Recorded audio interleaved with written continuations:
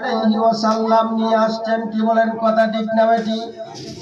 ওই 5 ওয়াক্ত নামাজ যদি আপনি যথাসময়ে ইহতিমামের সহিত খুশুর সহিত ইখলাসের সাথে একমাত্র আমার মালিককে রাজি খুশি করার জন্য, মালিকের সন্তুষ্টির জন্য যদি আদায় করতে পারেন, আল্লাহ রাব্বুল আলামিন ওই 5 ওয়াক্ত নামাজের বিনিময়ে আল্লাহ আপনাকে 5টা পুরস্কার দিয়ে সম্মান করবেন। কোন সুবহানাল্লাহ।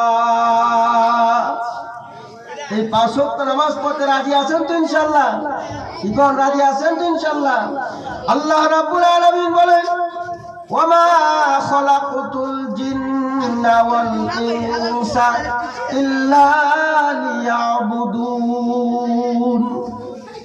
আমি জিন জাতি আর মানব জাতিকে শুধুমাত্র আমার ইবাদত করার জন্যই সৃষ্টি করেছি। কিসের জন্য সৃষ্টি করছে আপনাকে আমারে? কেন লাগিয়া? আল্লাহর ইবাদত করার জন্য আপনাকে আমাকে কি করা হয়েছে? সৃষ্টি করা হয়েছে।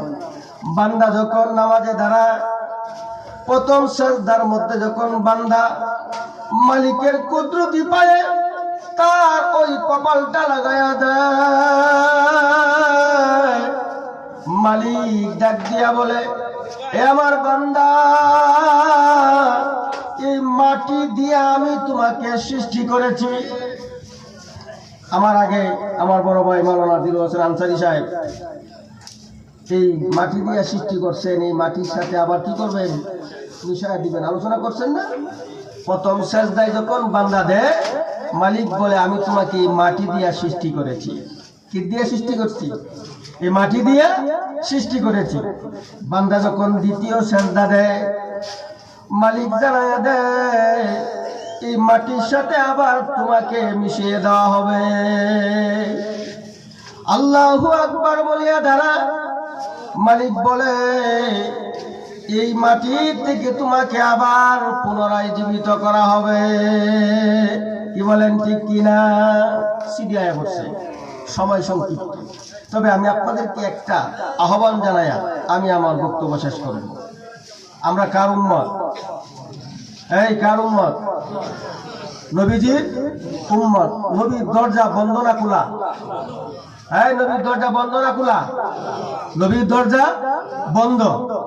উলামায়ে কেরামের দরজা বন্ধ না খোলা? খোলা। কিয়ামত পর্যন্ত উলামায়ে কেরামের দরজা থাকবে কি থাকবে না? থাকবে। আমি আপনাদেরকে আহ্বান করব, যতদিন দুনিয়ার মধ্যে বাঁচবেন, হক্কানি উলামায়ে কেরামের সাথে থাকবেন। কি বলেন, ঠিক কিনা? হ্যাঁ, আপনারা জানেন আমি একজন ইসলামী আন্দোলনের সৈনিক। পীর সাহেব চরমনাই।